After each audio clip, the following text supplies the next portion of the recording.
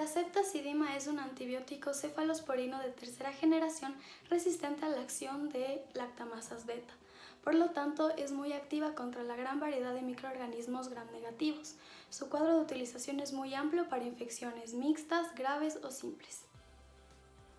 Ahora mencionaremos algunas de sus características. Su nombre IUPAC es pentahidrato de ceftazidime y tiene propiedades tanto físicas como químicas, empezando por su fórmula molecular que es C22H22N6O7S2. También podemos decir que su masa molecular es de 635,6489 gramos sobre mol. Su solubilidad en agua es de 396 miligramos sobre litro y su presión de vapor 2,32 por 10 a la menos 21 miligramos de mercurio. Estos dos valores se tomaron a la temperatura de 25 grados centígrados. El pKa determina la cinética de la hidrólisis en el rango de pH de 5 a 6, es decir, en la región donde existe mayor estabilidad, y se comprobó que en la ceftazidime existen tres valores. En ácidos carboxílicos de 1,9 y 2,7 y de aminotiazolil de 4,1. Cabe mencionar que por el momento no existen valores disponibles acerca del punto de fusión y el punto de ebullición. En cuanto a su estructura molecular, podemos notar que esta solo tiene enlaces simples y dobles, por lo que podemos decir que existen 31 hibridaciones sp3, por ejemplo esta de aquí, y 10 hibridaciones de sp2, por ejemplo esta de aquí. En cuanto a grupos funcionales, hemos reconocido a 7. Ácido carboxílico, éter, tiazol y amina primaria, secundaria y terciaria. Y por último encontramos que existen 3 cetonas, un grupo sulfuro y una piridina. En esta molécula, la ceftazidima, vamos a calcular el número de centros quirales que tiene. En este caso solo tiene un centro quiral. Y para determinar si es R o S, tenemos que ver el peso atómico de estos compuestos y así determinarlo. Entonces, el primer que más pesa de estos es el azufre, por lo tanto es 1. Después viene el nitrógeno, después viene el carbono y al último viene el hidrógeno. Ya. Entonces, pues en este caso, gira en sentido de manecillas del reloj, por lo tanto, el número de isómeros que tenemos en la molécula, hay que saber cuántos centros quirales tenemos. Como ya dije, tenemos 1. Y la fórmula de eso es 2 a la n. Por lo tanto, como solo tenemos un centro quiral, sería 2 a la 1 igual a 2 isómeros. Por lo tanto, esta molécula solo tiene una molécula que es superponible. Ok, las reglas de Lipinski establecen que debe tener menos de 5 dadores de hidrógeno, menos de 10 receptores de hidrógeno, el OP debe ser mayor a 1 y menor a 5 y el peso molecular debe ser 500 gramos sobre mol. En este caso, las reglas de esta molécula en Lipinski solo equivalen a esta, por lo tanto no es liposoluble.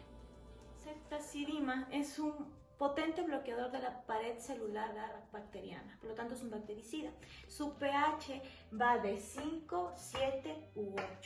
Eso quiere decir que es entre un ácido y una base, venosa e intramuscular. Yeah. Se administra por vía intramuscular e intravenosa y no por vía oral, ya que por vía oral se secreta un 90%, entonces no es efectivo. Es un antibiótico beta-lactámico al igual que la penicilina, por lo tanto es principalmente un bactericida.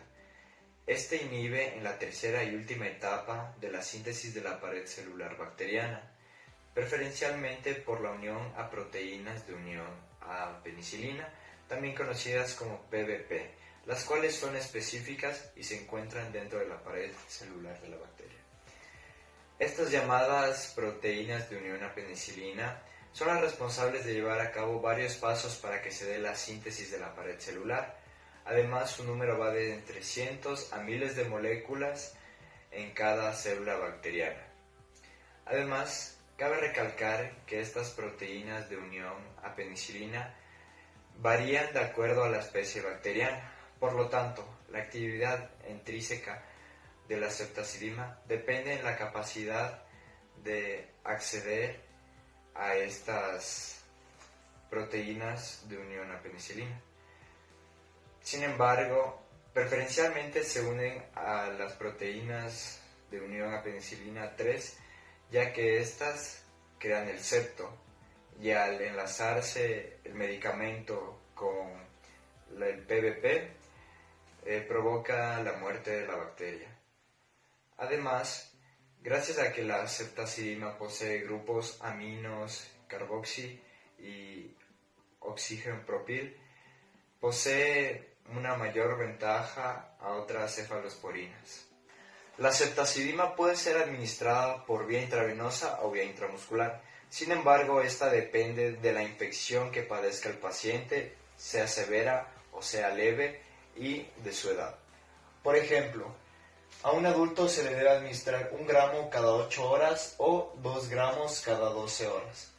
A un adulto con una infección leve se le puede administrar 500 miligramos o 1 gramo cada 12 horas. Cuando la infección es grave se debe administrar 2 gramos o 3 gramos cada 8 horas. En niños menores de 2 meses se debe tomar el peso del paciente. Por lo tanto, se debe administrar 25 o 60 miligramos por kilogramos al día. En niños mayores de 2 meses sucede lo mismo, por lo que se debe administrar 30 o 100 miligramos por kilogramos por día. Sin embargo, esta puede llegar a los 300 miligramos debido a la infección que padezca el paciente. Se ha descrito un escaso número de reacciones adversas. Las más comunes fueron locales después de la inyección, además de reacciones alérgicas y gastrointestinales. En las locales se presentó que un 2% de los pacientes presentaron flebitis e inflamación en la zona de la inyección. También hubieron reacciones de hipersensibilidad, en las cuales un 2% de pacientes presentaron prurito, erupción, fiebre, síndrome de Stevens-Johnson, entre otras. En las infecciones gastrointestinales se presentaron un 2% de diarrea, náuseas, vómitos y dolor abdominal. Y solo un 1% tuvo reacciones en el sistema nervioso central, que incluye cefalea y vértigo. Hoy vamos a hablar del metabolismo de la ceftazidima, el cual, como mencionamos antes, tiene 2 vías por el cual puede ser administrado: la vía intravenosa y la intramuscular. Por vía intravenosa, cuando se aplica una dosis de 500 gramos, los niveles séricos llegan a 46, 47 y 170 gramos sobre litros. Cuando se da por vía intramuscular, se da una dosis de 500 gramos y los niveles séricos llegan a 18, 27 y gramos sobre litros. Recordemos que la ceftazidima se utiliza para tratar determinadas infecciones ocasionadas por bacterias, incluyendo la neumonía o infecciones en el tracto respiratorio, las cuales pueden ser la meningitis. En el caso de la neumonía es muy importante cambiar de hábitos, por ejemplo, dejar de fumar, ya que esto reduce en un 50% la posibilidad de contraer neumonía. Además, hay que mantener una buena higiene, lavarse las manos, estar bien aseado, no compartir saliva con nadie, ya sea por un chupete, una taza o por alimentos.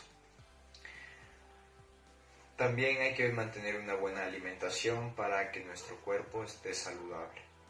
En el caso de la meningitis, el factor más importante para no padecer de esta enfermedad es la higiene, tener el control de vacunas siempre, ya que existen vacunas para prevenir la enfermedad, además de lavarse las manos, ya que en nuestras manos existe una gran cantidad de bacterias y al introducirnos en las bocas podemos tener la posibilidad de ser contagiados. Muchas gracias.